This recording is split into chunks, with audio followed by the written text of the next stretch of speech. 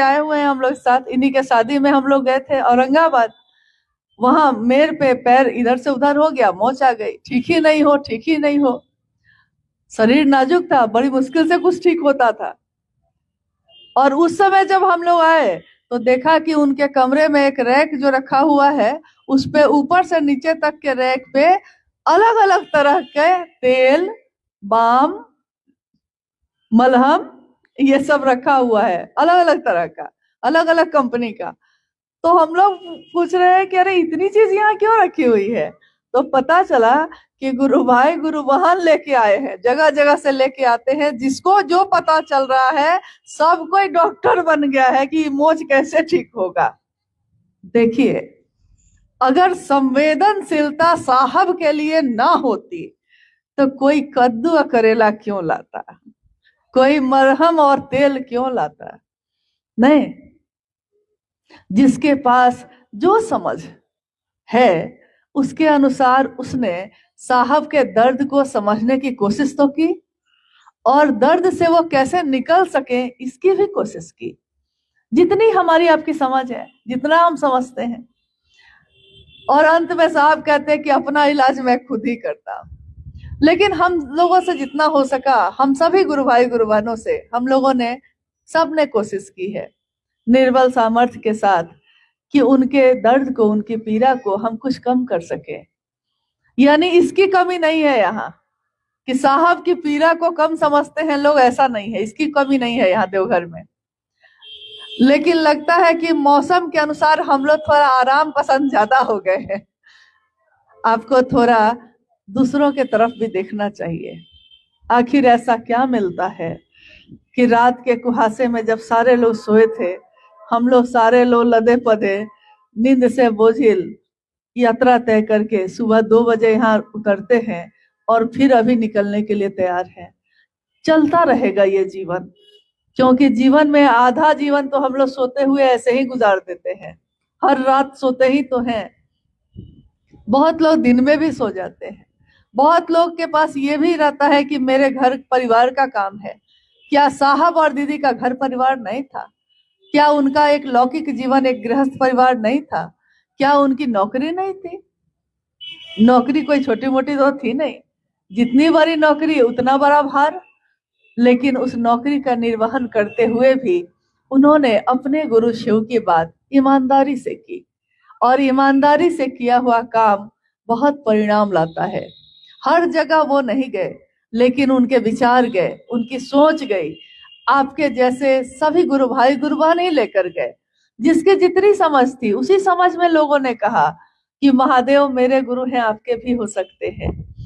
जब यहाँ देवघर के प्रांगण में, बाबा धाम के प्रांगण में हर हर भोला की गूंज तो होती ही रही है, प्राचीन समय से होती रही है। लेकिन उस गूंज के साथ जब जगह जगह महादेव की गूंज शामिल होती है तो हम सब शिव शिष्यों का मन कितना आह्लादित होता है। जिस दिन आए उस दिन शाम में उस प्रांगण में खड़े होकर देखा कि बाबा महादेव जो वैद्यनाथ हैं, यानी यहाँ वैद्यनाथ के रूप में उनकी पूजा होती है। वैद्यनाथ उसको कहते हैं जो सभी बीमारियों से निजात दिला दे, शरीर की बीमारी से भी और मन की बीमारी से भी। तो हम सभी के मन और शरीर सबकी बीमारी वो दूर करे और अपना काम करने का सौभाग्य हमको प्रदान करे। हमको वो शिष्य समझेंगे कि नहीं समझेंगे ये हमारा आपका विषय नहीं, ये तो उनका विषय है जो मेरे गुरु हैं, जो आपके गुरु हैं। लेकिन शिष्या न समझ कोई बात नहीं, तेरे काम तो आने दे, आपके काम हम आ सके, यही इस जीवन का सबसे बड़ा श्रेय है, सबसे बड़ा सौभाग्य है। अब थोड़ी देर में हम लोग चले जाएंगे। आप लोगों से यही एक बातचीत, एक मिलने की बेचैनी है, क्योंकि सालों हो गए, काफी समय बाद हमको लगता है आप लोगों से भेंट हो रही है। और मुझको लगता है कि शायद आप लोग रांची भी आए, इधर आए, बहुत समय से तो आए नहीं है। नहीं तो अभी रामाशंकर जी ने कहा कि एक गुरु भाई को साहब ढूंढते रहे, वो नहीं आ सके तो साहब ही आ गए। तो आप सब न आ सके तो साहब ही आ गए।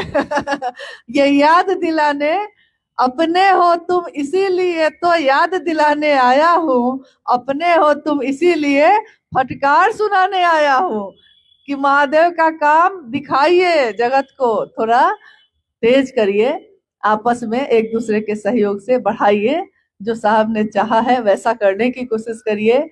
पहले भी आप मन से ही साहब से मिलते रहे हैं और आज भी मन से ही उनसे मिलते हैं।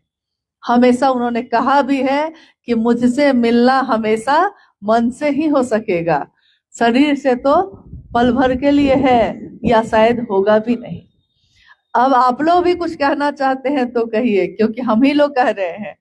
आप लोग कुछ भी अगर बात करना चाहते हैं, कोई बात है, जिज्ञासा है या कुछ कहना है, तो मेरा अनुरोध है कि आप भी कहिए कुछ। क्या बोलिए, ये दे दीजिए।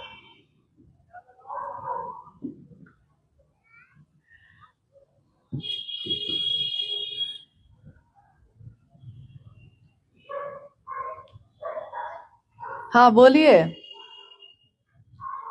देखिए हम लोग को जो ये तीन सुख मिल रहा है बहुत अच्छे से कर रहे हैं। जहाँ पे जहाँ कहाँ भी जा रहे हैं, अपने मोहल्ले में सातों दिन सप्ताही रखा हुआ है।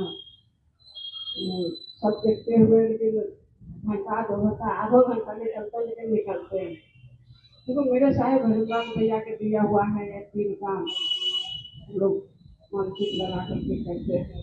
साहेब गए हैं धरती छोड़ के, लेकिन हम लोग के साथ साहेब गए कहाँ, मन में उनको बैठा लिए हैं। मेरे साहेब सब कुछ है और हम लोग के अंधेरे में भटक रहे थे, उजाला का रास्ता मेरे साहेब हरिदास भैया दिखा दिया। हम लोग चलते रहते हैं और सबके बताते हैं भी, समाज भी छोड़ रहे हैं। जो नहीं जानता उसको कहते हैं भी कि 3 सूत्र करो। हम लोग के कहा जाता है ये फूल की तरह पिया साहेब दे दिए हैं। और बहुत लोगों को बताते हैं, बगल में सदर हॉस्पिटल है, चंद्रपुर हॉस्पिटल बैठ जाता है। हाँ वहाँ ज्यादा जरूरत है हाँ। हॉस्पिटल में। हर तरह के आदमी वहाँ पर आता है। हाँ जिज्ञासा और जब से शिक्षित बने हैं तब से अच्छा रह रहे हैं। पहले बहुत घर में उज्जत झंझट हरदम होते रहता कुछ, लेकिन अब महादेव के जात बहुत अच्छा है, बहुत अच्छा। हम लोग यही जिज्ञासा है कि 3 सूत्र जब से लिया तब से बहुत अच्छा था महादेव।